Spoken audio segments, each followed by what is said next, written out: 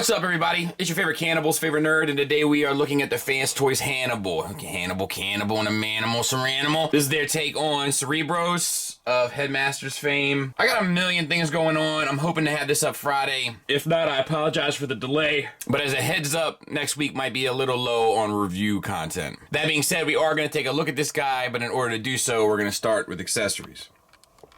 So you do get an extra face for the little head, so to speak, with a little dramatic scream. It pegs in right there, and here you just pop it right off of the headmaster, and then you can pop this one back on. Paint is detailed the same way. We'll talk about that when we get to the figure. One good screaming face deserves another, and you can pop this off of the alt mode face, and then pop this one on if you want that big old screaming mouth.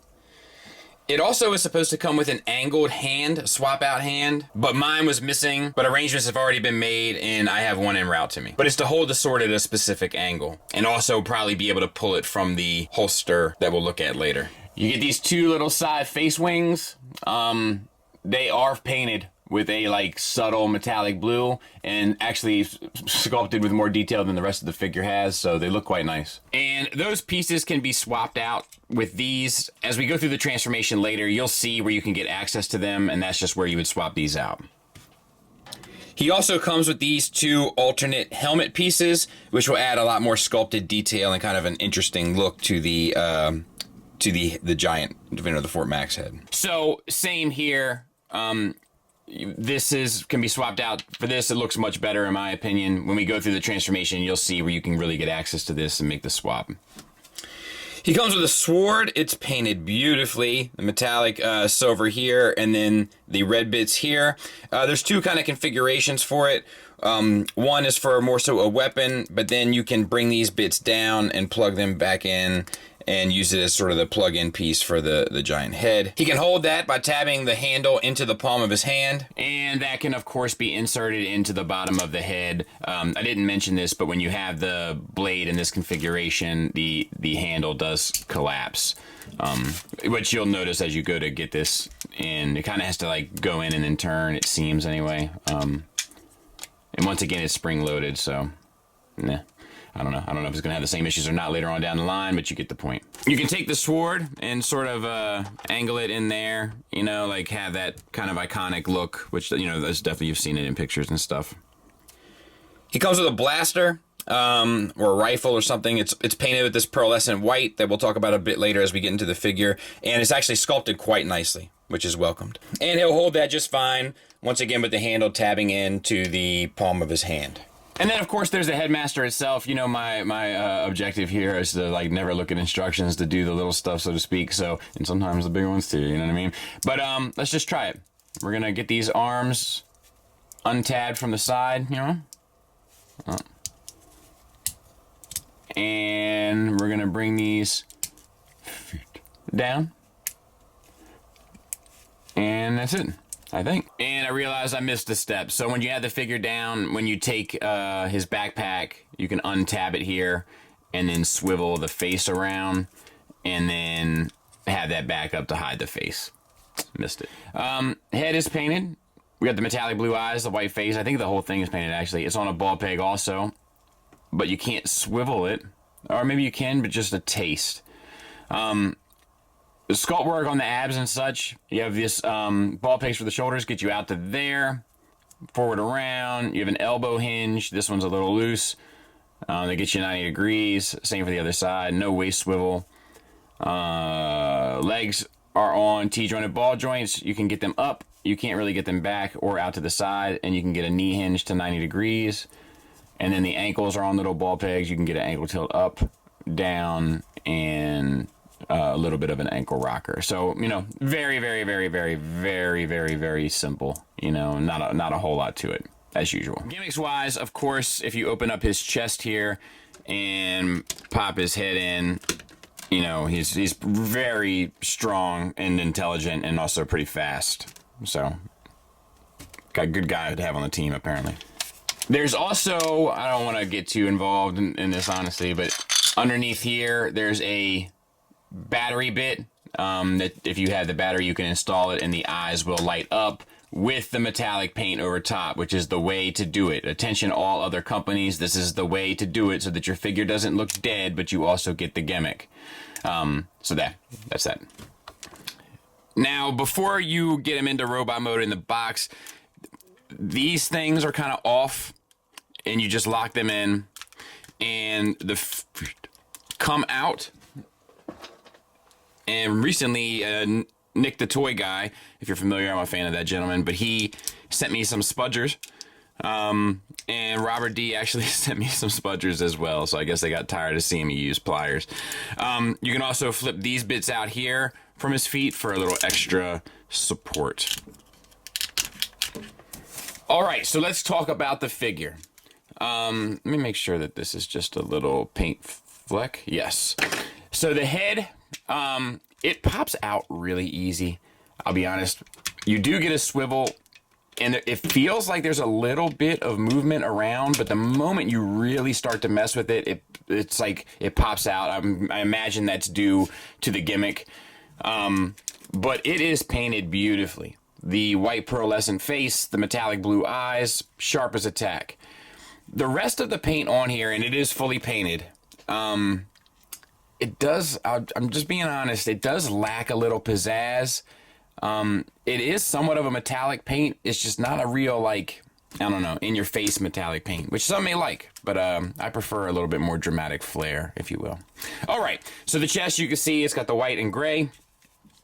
Arms are all painted gray. The shoulders, ratcheted universal up to there, 90 degrees. Ratcheted all the way around.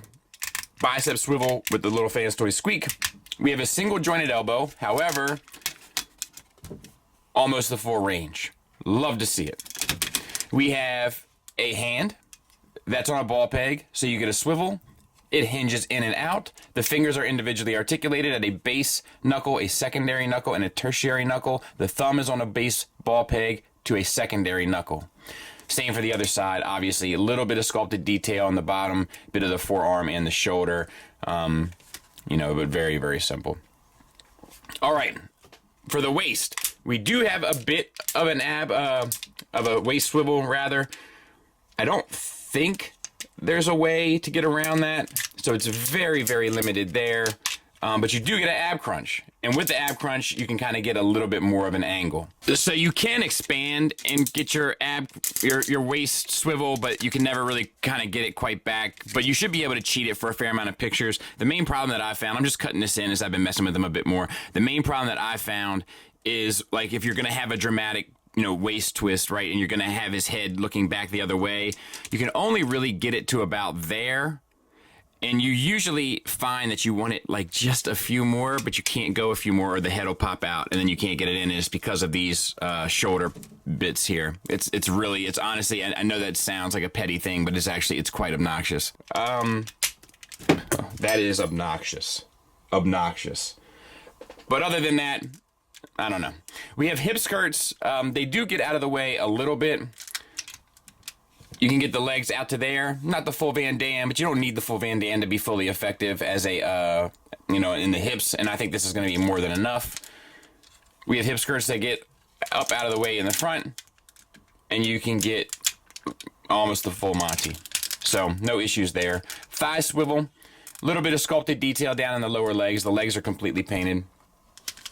Knees ratcheted. A little bit of details in the knee joint, which is fine. I got QC30 if you were curious. 90 degrees, a little limited there. And then we have ankles. You don't really get an ankle tilt down, you get a toe tilt down, but it kind of works. Toe tilt up, and then you pretty much get a toe rocker also, which is a little limited. So some improvements articulation-wise. It looks like some things they're starting to take into account. And then some things are kind of still this old Fanstoys status quo. I guess I should show you him from the back. Pretty clean. Size comparison wise, there he is with my other kind of headmasters and target masters. You know, and I think he, you know, he's just the same size, right? So he fits in nicely. Nice enough anyway. No issues. All right, so let's get it transformed. I've already taken the head off. Lift up the waist a bit to get these bits out of the way. And I guess I could give you a wider range too for the hips if you were going to be, it's just tricky because of the abdomen, but you get the idea. All right, so we're going to spin that out. We're going to open this up and tuck the metal bit in. We're going to come around here to the bottom and flip the heel spur in. We're going to flip this whole flap. And once we have this out, we're going to flip this. And we're going to flip this in, this little piece there. And we're going to flip this out. It's pretty intuitive. This is also the piece that can be replaced with the other piece. You know, I know that sounded really dumb, but hopefully you know what I'm saying from before. Same with this, from the accessories. Okay, and then we can combiner wars the leg down, and we can have this closed up. And kind of no fuss, no muss. All right, let's do the same thing on the other side. So spin, open this, tuck that in. On the bottom here, we're going to flip the heel spur in. We're going to flip open this whole panel. You know? Then we're going to flip this out. Flip this down. Spin it. Flip this little tab in here. Flip this piece out here.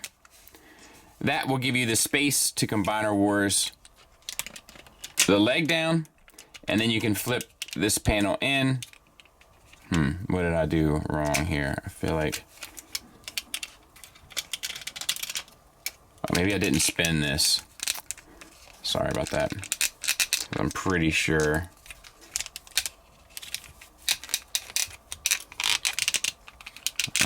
Let me double check that real quick. So it should look like this. We're gonna do that again. Spin it. Collapse.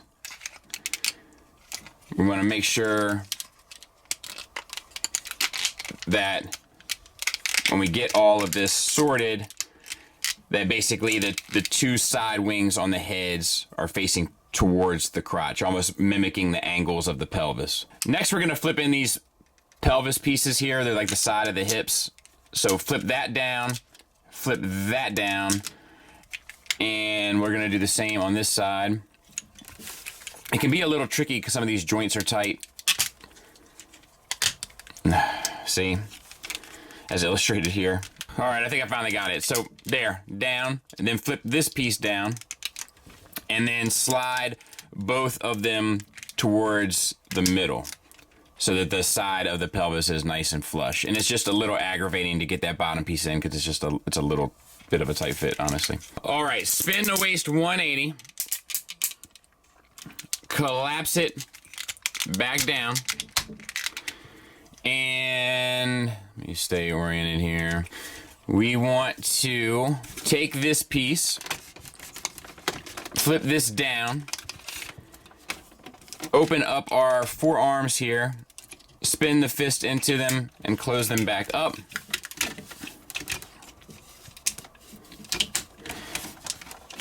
Then we want to bring this piece to the back and then back around to cover up the stats so that you have something that looks somewhat like that. Now on the other side, you can just loosen that bit up a taste. Take this whole forehead piece, swing that up. You can get those as far out of your way as you want. You got to get access to this.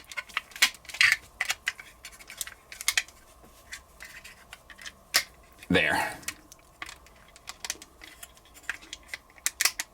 And then you can bring this down and sit that on top.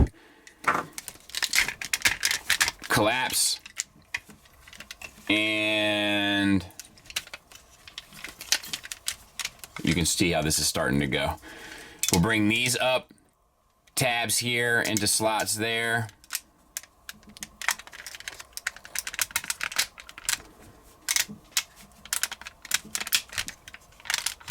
and then bring these down, tabs, slots, and tab or peg hole.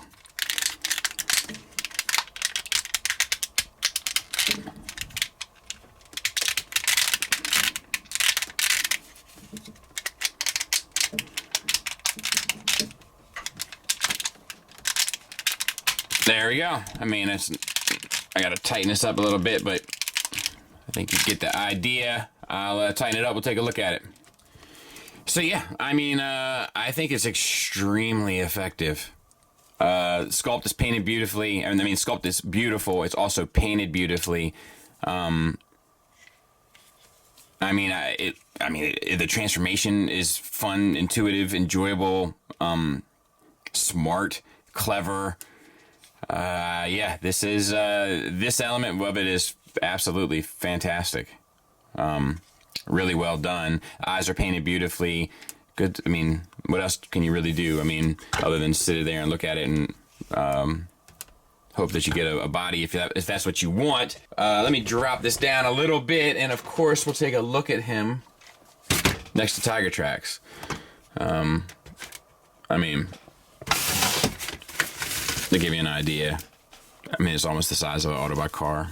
Final thoughts wise, let's start with the negatives. My biggest complaint here are those shoulder pads disable the head from being able to turn more than like 45 degrees because it ends up popping the spring-loaded gimmick element out of the head. I wish they would have just not done the gimmick, pop down the chest. You could take a look at the stats. I don't need the G1 toy gimmick. I would have rather had the articulation. I do find it to be limiting, more limiting than you would think. There's a few other articulation holdups, one of them being ankle movement, but it's not the biggest deal in the world, and the other one being just the 90-degree knee bend. The waist swivel is not optimal in my opinion, but you can kind of cheat your way around it, so I suppose it's forgivable. And the only other issue that I really have is, once again, we have some Fanstoys tight joints that do cause a little bit of a hiccup, both in terms of articulating the figure, but also in terms of getting through the transformation. Just one of those things. We've been dealing with this for years, nothing new, but we have seen them do better in that regard. And that's about all I got for negatives, honestly.